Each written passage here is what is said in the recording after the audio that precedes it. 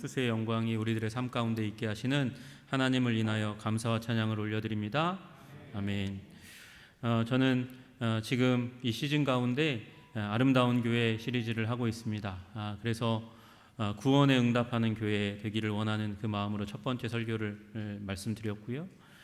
그리고 신앙의 고백 위에 세워지는 교회가 되기를 원하는 마음으로 지난주에 말씀을 전했습니다. 오늘 말씀의 제목은 성경의 권위를 인정하는 교회입니다. 제가 별로 하고 싶어하는 말도 아니고 듣고 싶어하는 말도 아니지만 우리가 할 수밖에 없는 말들이 몇 가지 있습니다. 그 중에서 한 가지가 이런 말입니다. 높은 사람 나오라 그래. 책임자 나오라 그래. 이렇게 얘기하는 그런 경우들이 있죠. 왜냐하면 이 사람과 아무리 얘기해도 결론이 날 것 같지 않을 때 그보다 더 높은 위치에 있는 권한이 있는 사람을 부르는 것입니다. 저도 이 말을 굉장히 많이 했어요. 그래서 제가 총회본부에 있을 때 팀장으로 있었지만, 그래서 굉장히 오랫동안 일을 섬겨왔지만, 그래도 어떤 새로운 문제가 계속 이슈가 나타나면 그때마다 제가 할 수밖에 없는 말이 제가 이 부분에 대해서는 결정을 내릴 권한이 없습니다. 국장님에게 한번 여쭤보고 다시 전화드리겠습니다. 총무님에게 말씀드리고 전화드리겠습니다. 그렇게 얘기할 수밖에 없는 것이죠. 그것을 우리는 소위 권위라고 얘기합니다. 권위, 사회적으로 인정받는 영향력. 그래서 그 영향력으로 인해서 지휘하고 통솔하는 능력을 바로 권위라고 이야기하는 것이죠.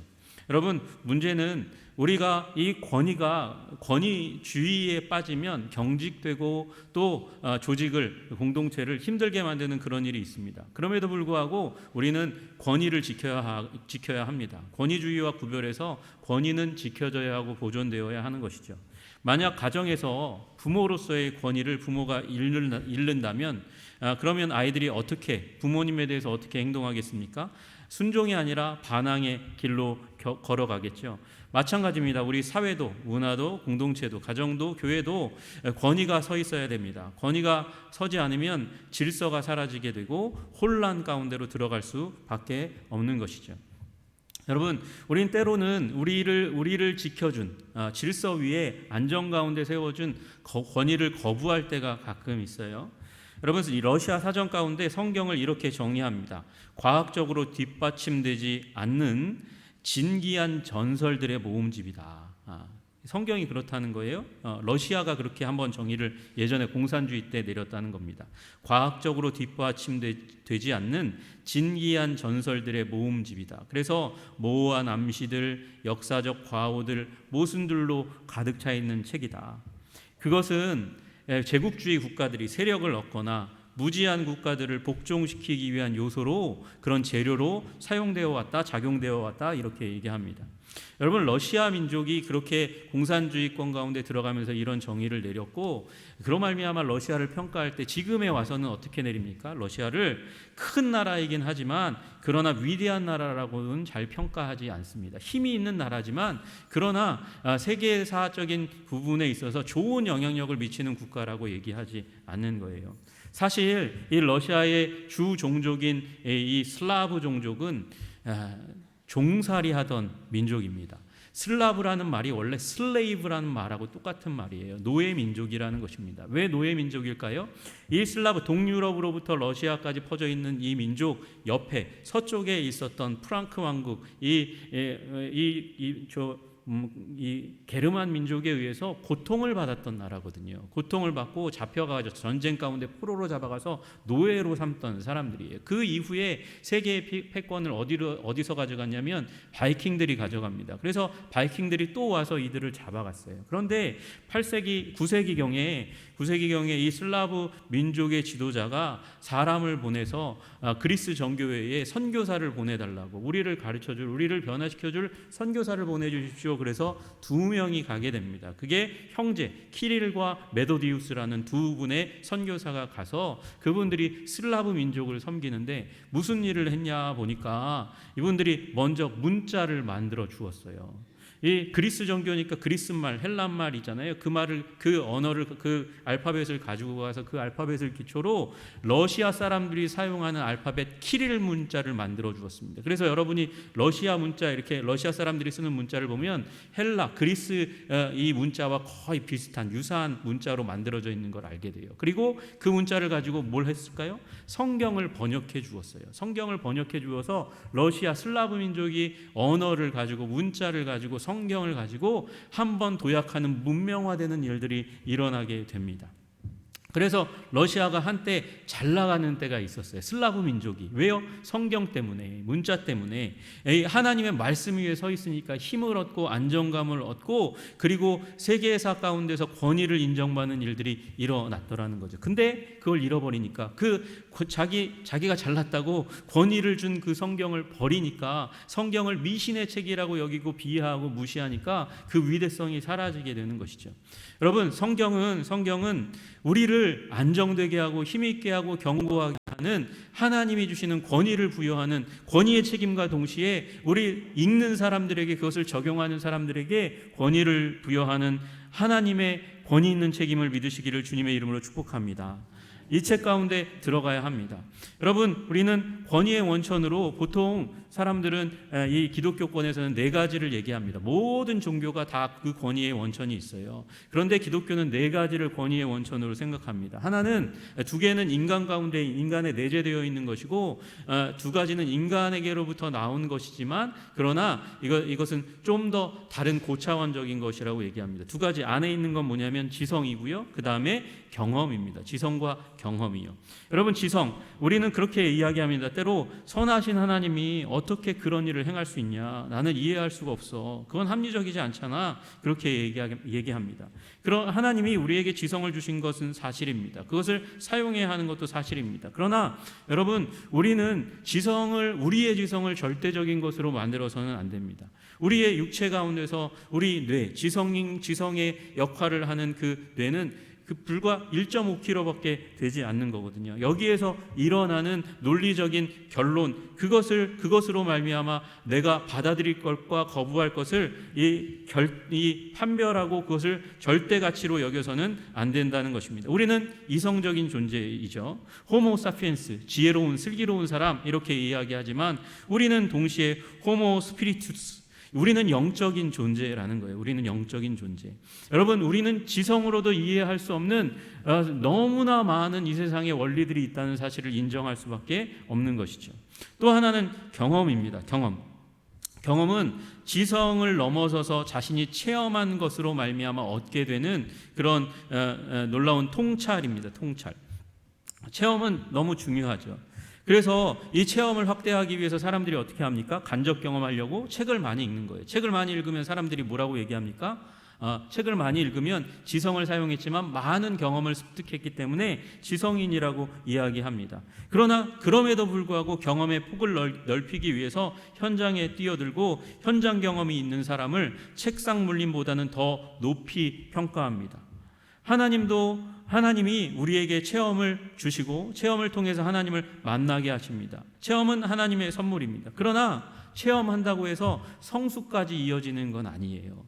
체험을 하면 오히려 체험을 강조하고 경험을 강조하는 사람들의 특징은 교만하고, 저 사람 방언 체험 못했잖아, 말씀 체험 못했잖아, 교만하고 우월감 가운데 빠지는 경향이 있다는 거예요. 여러분, 그래서 우리의 이성도 우리의 체험도 절대가치, 절대 기준이 될 수가 없어요. 또 하나, 이 이성과 경험이 한 사회 안에서 여러 사람들 가운데 이렇게 오랫동안 집적되면서 전통으로 자리 잡습니다. 그래서 3번째 권위의 원천으로 사람들이 꼽는 것이 전통입니다. 전통. 그러나 여러분, 전통이 성경을 바탕으로 해서 성경이 아니라고 하는 것은 버릴 줄 알아야 돼요. 그런 용기가 있어야 하는 것이죠.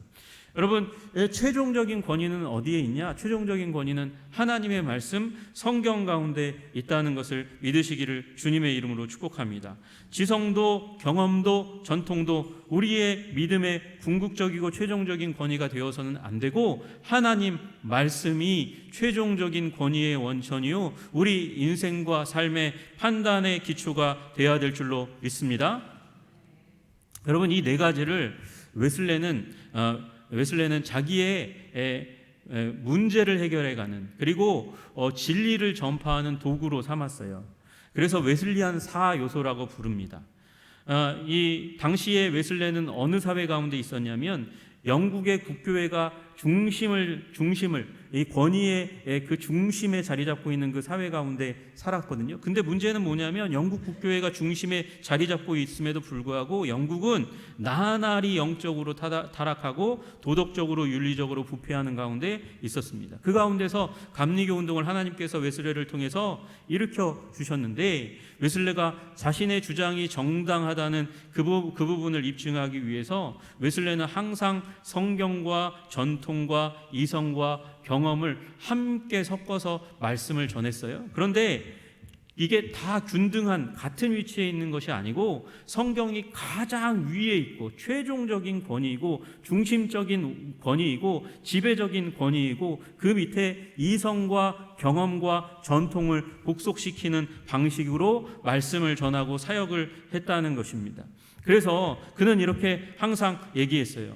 진리는, 하나님의 진리는 성경 안에 계시되고 전통에 의해서 조명되어지고 경험 속에서 활력, 힘을 얻고 그리고 이성에 의해서 증거를 얻는다, 이렇게 얘기했습니다. 여러분, 그래서 말씀이 가장 중요한 것이에요. 그래서 웨슬레가 항상 자기를 위해서, 자기를 향해서 선언하는 말이 뭐였냐면, 나는 한 책의 사람이 되기를 원합니다, 이렇게 얘기했어요. 호모 유니오스 리브리, 나는 한 책의 사람이 되기를 원합니다. 오직 한 책, 성경의 사람이 되기를 원합니다, 그렇게 이야기했다는 것이죠.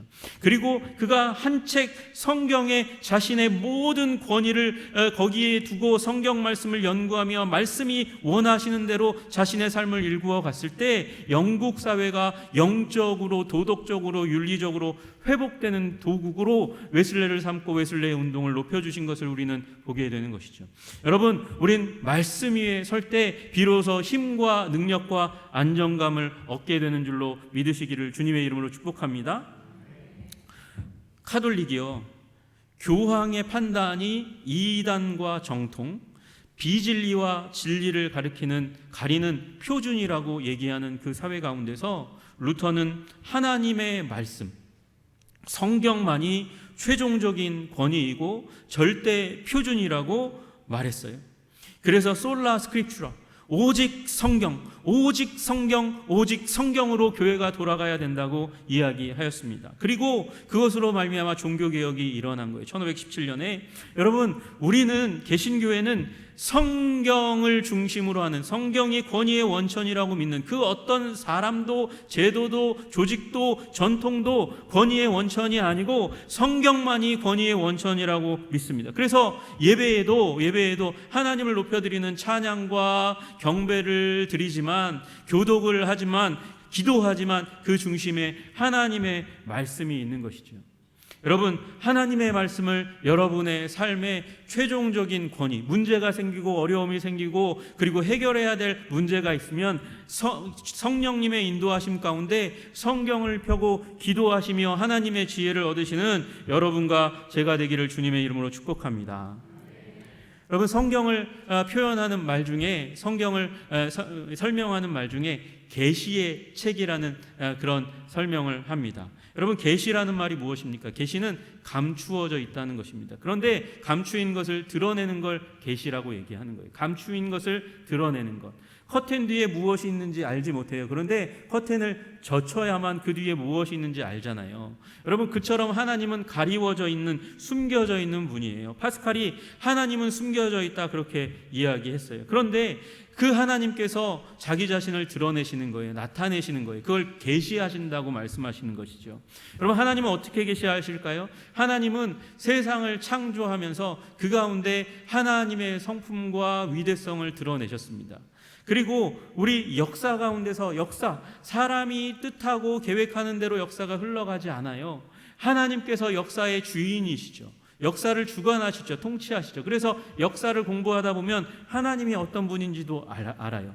그런데 또 우리의 양심 가운데 하나님께서 우리를 만드셨으니까 우리의 양심 가운데 하나님의 성품을 두셨어요. 문제는 우리가 타락했으니까 이 양심대로 따라가면 우리의 욕심이 앞설 때도 있죠. 하나님께서 이렇게 일반 계시의 영역 가운데서 피조물, 역사, 우리의 양심 가운데 하나님을 드러내시지만 여러분 그거로 불충분해요. 그것으로 하나님 그분 자신을 완전히 알 수 없고 하나님의 구원 계획을 깨달을 수 없고 순종할 수가 없어요. 그래서 하나님께서는 하나님 자신을 이 땅 가운데 드러내시기로 작정하시고 이 땅 가운데 오셨잖아요.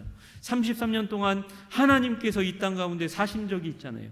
그분이 예수님이십니다. 예수님께서 이 땅 가운데 오셔서 하나님이신 그분이 이 땅 가운데 오셔서 사셨어요. 그래서 하나님이 어떤 분인지 계시하셨어요. 완전히 다 드러내셨어요. 근데 문제가 뭘까요? 우리는 그때로부터 2000년 이후에나 살고 있는 사람이니까 그 하나님을 볼 수가 없어요. 뭐 이렇게 영화에 나오는 상상력으로 만들어진 타임머신이 없는 한 우리는 예수님을 만날 수 없어요.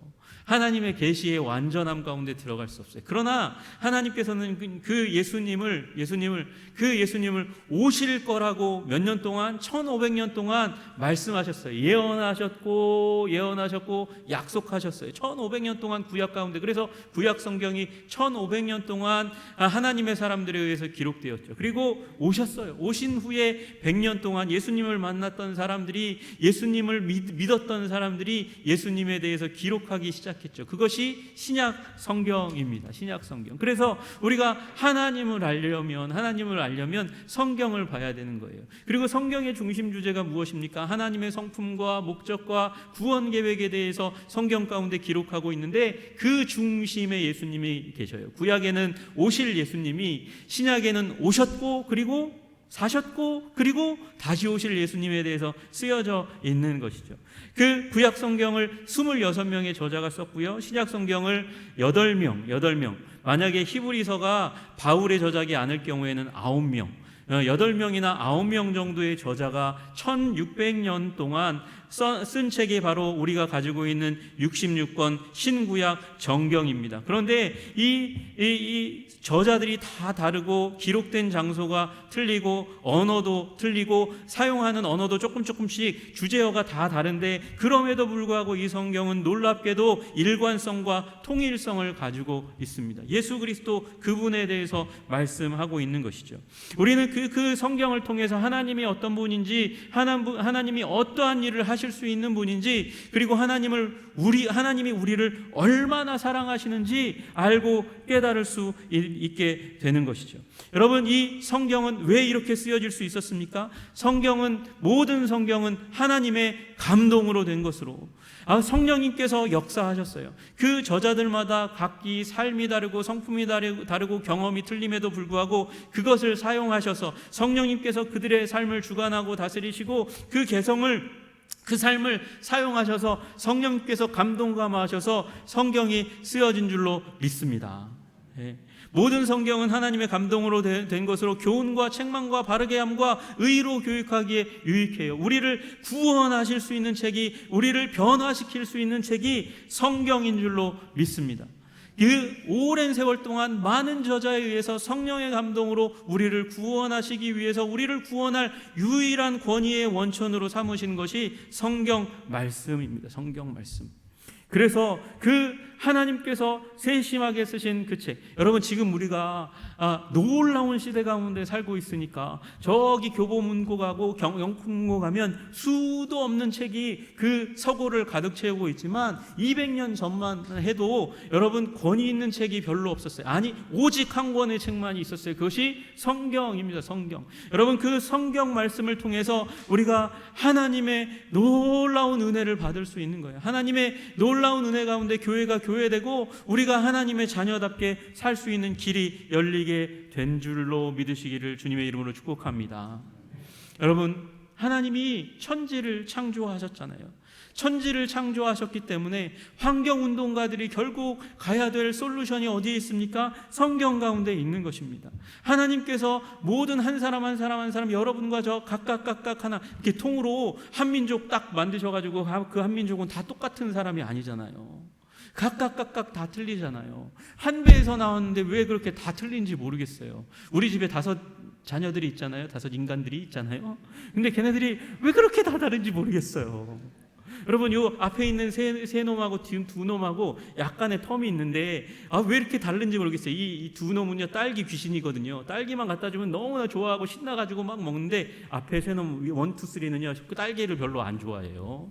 이게 귀신이 고칼로리시에요.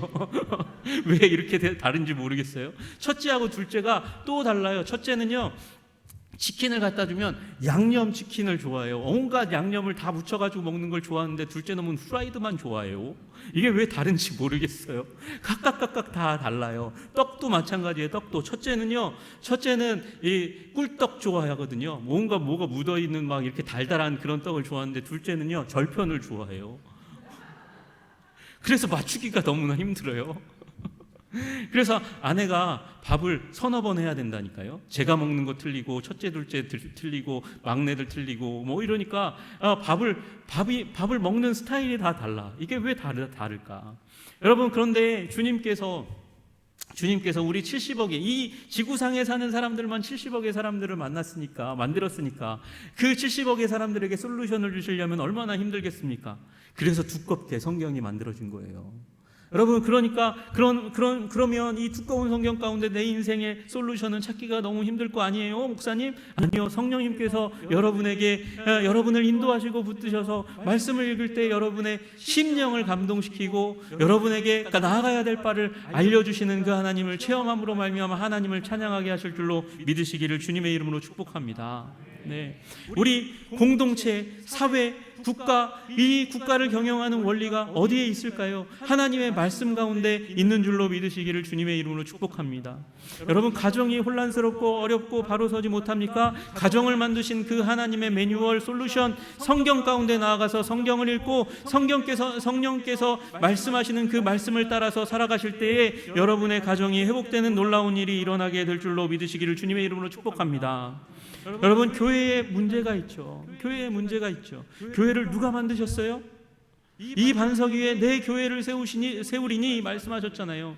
여러분, 신앙 고백 예수 그리스도 위에 예수 그리스도께서 교회를 만드셨으니 여러분, 성경의 중심 주제 예수 그리스도, 그분이 중심이신 성경을 읽을 때 교회의 모든 문제가 다 해결되고 날아가고 부서지고 깨어지고 하나님께서 건강하게 안정감 위에 세우시는 일들이 일어나게 될 줄로 믿습니다. 여러분, 교회의 본질도 성경 위에 세워져야 합니다. 성경의 권위를 인정할 때 교회가 비로소 교회되는 일들이 일어나게 되는 것이죠. 여러분, 성경을 캐논이라고 얘기합니다. 캐논은요 갈대대라고 얘기하는 거예요. 예전에는 자가 없으니까 갈대를 꺾어서 그것을 자로 삼아서 그것으로 치스를 재고 건물을 올렸단 말이에요. 그게 기준이라는 거예요. 여러분, 캐논, 성경이 기준입니다. 성경이 잣대입니다. 잣대, 성경을 갖다가 자로 재어서 여러분의 인생 가운데 성경의 기준이 너무 높기 때문에 가끔 당황할 때가 있는데, 성경의 잣대로 여러분의 인생의 잣대를 잴 때 부족하다 하면 주님 도와주십시오 기도하고 하나님의 말씀에 의지하고 하나님의 말씀을 나에게, 나의 자녀들에게, 우리 배우자에게, 구성원에게 선포하면, 말하면, 가르치면 우리의 수준이 달라지고 높아지고 거룩하게 되고 그리고 힘있게 되어지는 일들이 일어나게 될 줄로 믿으시기를 주님의 이름으로 축복합니다. 여러분, 그런데 가끔 그렇게 생각해요. 항상은 아니고 가끔 그렇게 생각해요. 이렇게 하나님 말씀에 붙들려 사는 거 너무 답답한 삶의 스타일이 아닐까? 너무 획일적인 거 아니야? 답답한 거 아니야? 편협한 거 아니야? 심지어 광신적인 것 같은데? 막 이런 생각을 가질 때가 가끔 있어요.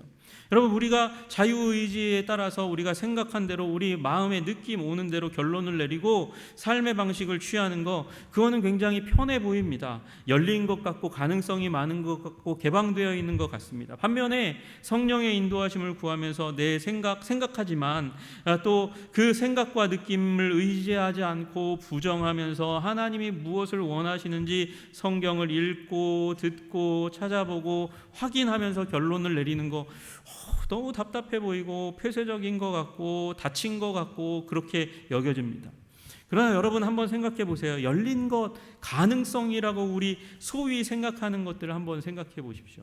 오늘 본문의 말씀이 오늘 본문의 말씀 가운데 예수님을 사단이 어떻게 시험합니까?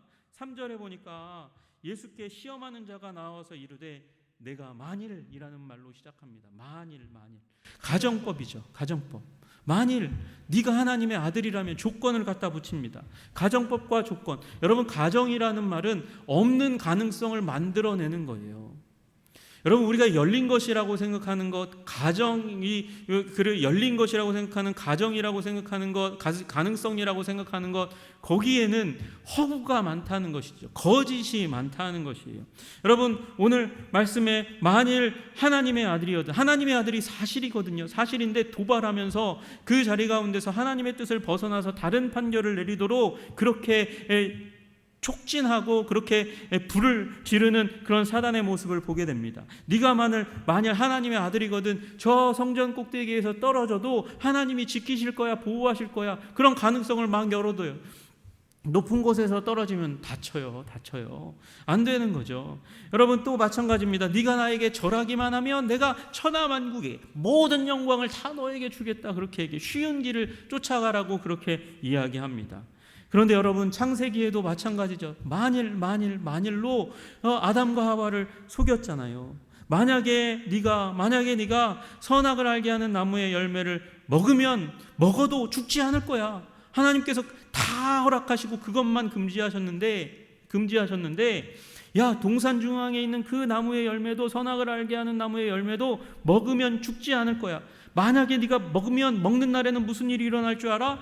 너희 눈이 밝아져서 하나님과 같이 되어 선악을 알게 할 줄 하나님께서 아심이라. 막 가능성을 열어놓는 거예요. 열린 것처럼 얘기하는 거예요. 그러나 거기에 무슨 일이 있습니까? 죽음의 길이 있는 거예요. 멸망의 길이 있는 거예요. 무질서의 길이 있는 거예요. 하나님이 없는 자리가 있는 것이죠. 여러분, 이 유혹을 어떻게 예수님께서 이기셨어요? 아마 아담과 하와도 하나님의 말씀을 기억했으면 이겼을 수 있을 거예요. 예수님이 어떻게 이기십니까? 예수님이 3번의 그 사단의 유혹을 기록되었으되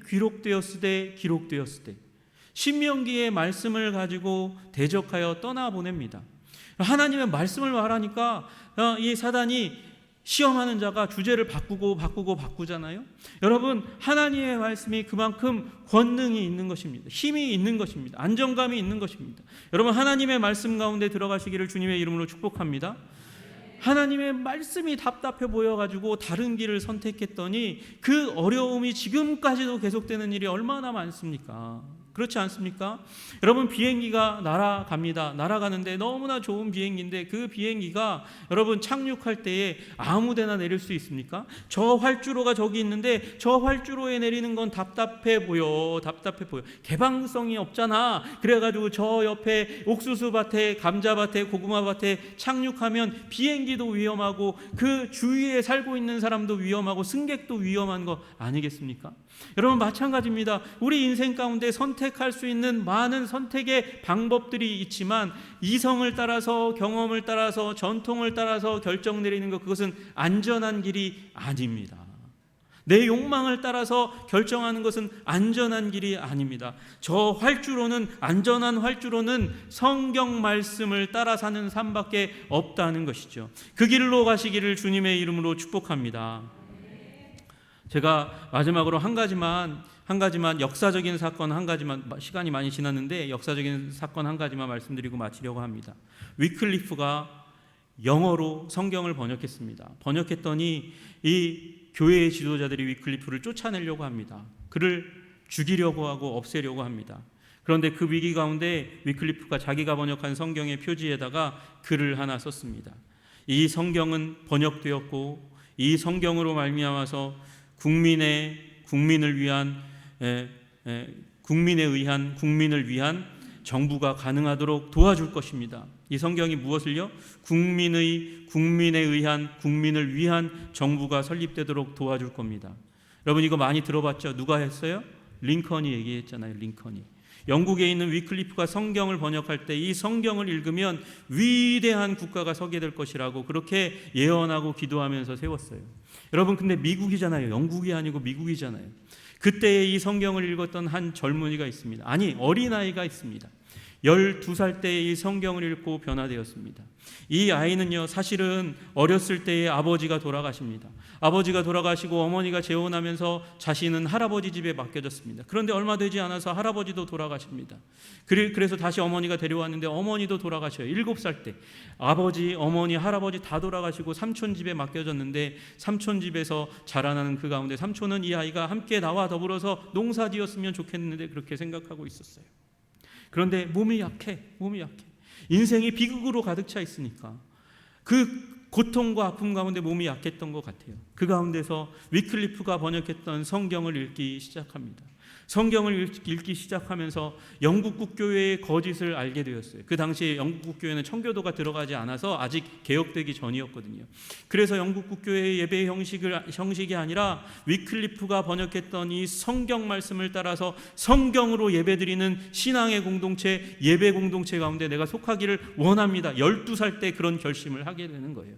그리고 청교도 교회를 나가서 거기서 예배드리고 신앙생활을 하기 시작합니다.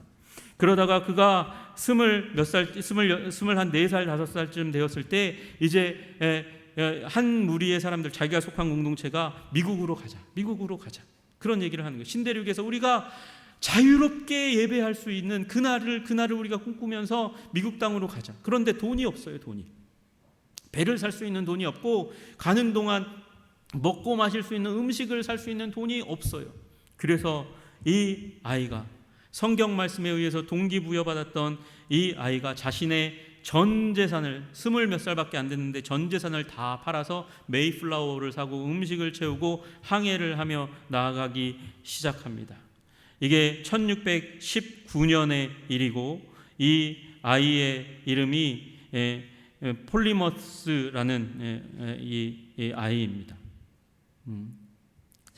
여러분, 이 아이가 1년에 걸쳐서 1년 약간 안 되는 그 기간 동안에 바다 대서양을 건너서 이제 겨울 11월 달쯤에 이제 정착 생활을 하기 시작하는데, 극심한 추위와 굶주림 때문에 102명 가운데 반절이 다 죽어나가는 일들이 일어나는 거예요.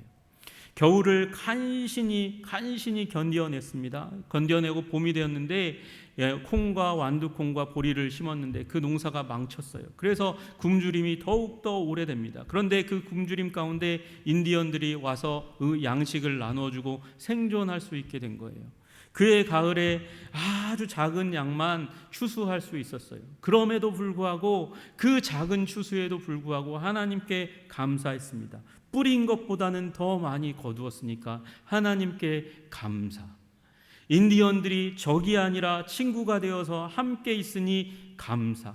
그리고 성경의 말씀을 따라서 예배할 수 있으니 감사. 그래서 추수감사절이 시작된 거예요. 여러분, 엠파이어 스테이트 빌딩이 몇 층일까요? 102층이에요. 왜? 이 땅에 처음 왔던 메이플라워를 탔던 102명의 사람들을 기리기 위해서 102층으로 지어져 있는 것이죠. 여러분, 이 신앙의 사람 한 사람이 12살 때 성경에 따라서, 브래드포드라는 이 젊은이가 성경에 따라서 예배드리기 원하고 신앙생활을 하기 원하고, 그것을 위해서 자신의 전 재산을 하나님의 말씀을 따라서 전 재산을 드려 헌신했을 때 하나님께서 말씀 위에 세워진 그런 놀라운 역사를 이루게 하시는 것이죠. 여러분, 저는 기도합니다. 주님, 우리가 하나님의 말씀 위에 세워지게 하여 주시옵소서. 한 사람이 과거의 모든 문제와 아픔과 괴로움을 뒤로하고 이제 남은 인생을 주님 성경 말씀 위에 우리의 인생을 짓게 하여 주시옵소서. 성경의 권위 위에 우리 교회를 짓게 하여 주시옵소서. 성경의 권위 위에 우리의 가정을 짓게 하여 주시옵소서. 그래서 그 권위가 주시는 하나님의 능력과 질서 가운데서 하나님 번성하고 번성하는 우리 개인과 교회와 가정이, 나라와 민족이 되게 하여 주시옵소서. 하나님의 말씀에 성경의 권위 위에 세워진 여러분과 제가 되기를 주님의 이름으로 축복합니다. 기도하겠습니다. 주님, 하나님 아버지, 이 추수감사의 주일 가운데 기도하는 것은 말씀 위에 세워진 교회, 가정이 되기를 소원합니다. 주님, 그렇습니다. 미국이 세워지게 된 것은 하나님 말씀을 사랑했던 한 젊은이, 말씀 그 권위에 자신의 인생을 쏟아부었던 한 젊은이 때문에 이루어진 사실을 우리가 기억하게 하시고, 하나님, 우리도 말씀을 사랑하며 말씀을 읽고 말씀을 적용하며 위대한 교회, 위대한 가정, 위대한 인생을 만들어갈 수 있도록, 아름다운 인생을 만들어갈 수 있도록 주님 붙들어 주시고 인도하여 주시옵소서. 말씀을 주신 하나님께 다시 한번 감사를 드리며 우리 주 예수 그리스도 이름 받들어 기도드리옵나이다. 아멘.